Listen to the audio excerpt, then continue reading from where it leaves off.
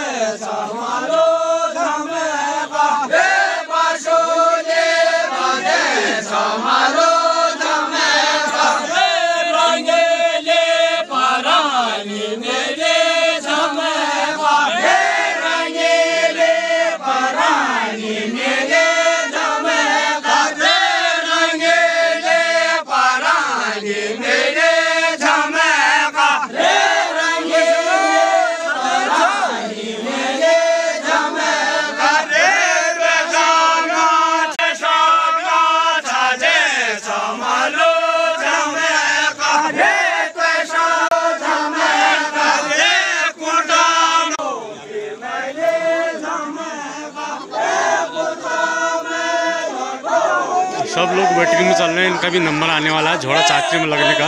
देख सकते हैं आप लोग, इधर से भी लोग बाग वेटिंग में लगे हैं। देख सकते हैं पहाड़ों का सुंदर सा व्यू, सुंदर सा नज़ारा। शाम का समय गुरु गोरखनाथ के दरबार से हम सभी को व्यू दिखा रहे हैं। वीडियो अवश्य देखें आप लोग।